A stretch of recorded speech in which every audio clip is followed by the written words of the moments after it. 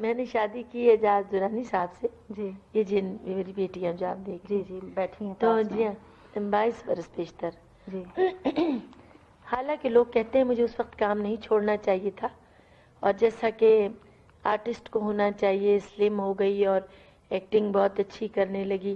Last پکچریں میری کوئل اور مرزا غالب ہیں جی جو لوگوں نے دیکھی ہیں، اور اس وقت میں نے کام چھوڑ دیا.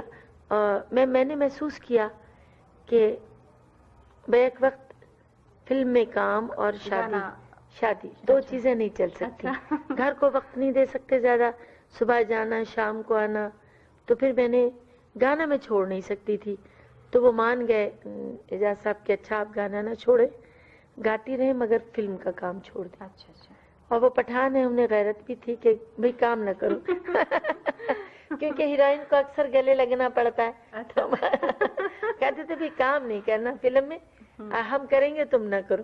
ہم نے کہا اچھا جی آپ لگتے رہے، ہم برداشت کریں.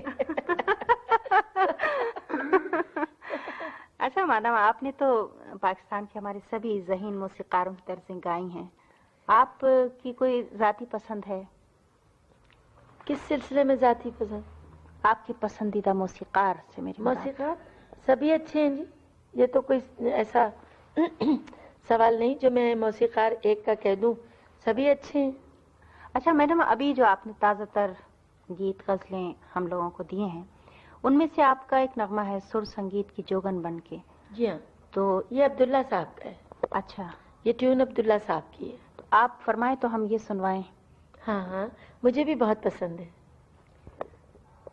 مادام، آپ کے بارے میں یہ کہا جاتا ہے کہ آپ کو کوئی موسیقار جب طرز سناتے ہیں تو آپ کو دوبارہ بتانے کی ضرورت پیش نہیں آتی انہیں.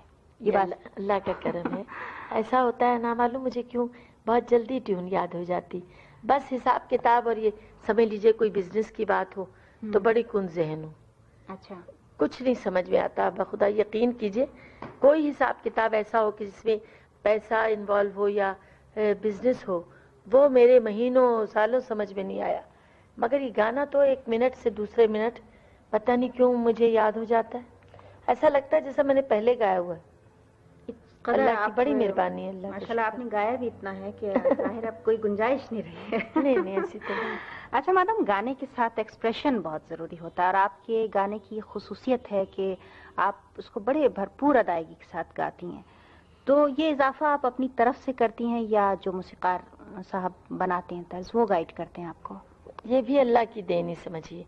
کیوں کہ جو بناتے ہیں یقیناً وہ کچھ اپنی طرف سے بنا کے لاتے ہوں گے، مگر آرٹسٹ میں بھی اتنی صلاحیت ہونی چاہیے شبینہ کہ وہ اپنے آپ کو اس میں سما دے، اس کے الفاظ کو سوچے، اس دھن کا موڈ دیکھے، اس راگ کے اتار چڑھاؤ کو پہچانے، اور پھر اپنے آپ کو اس میں سما کے سوچے کہ جس لڑکی پہ یہ وقت یا یہ گھڑی گزر رہی ہے وہ کیسے اس کو محسوس کرے گی.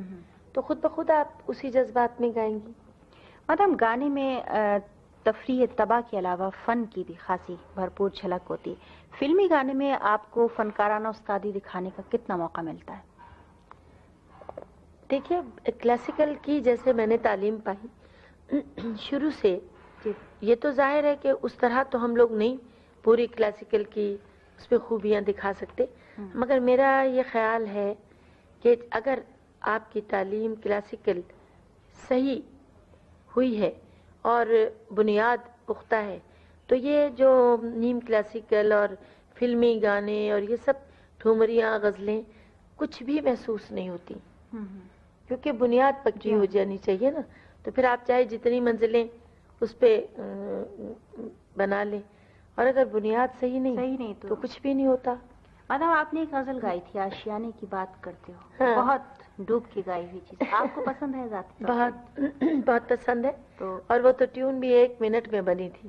اچھا. میں کویت قطر میں اسٹیج پہ تھی تو مجھے لکھ کر یہ غزل آئی پبلک میں سے، تو وہیں بنا دی گئی، اور تصدق صاحب میرے ساتھ تھے اسٹیج پہ.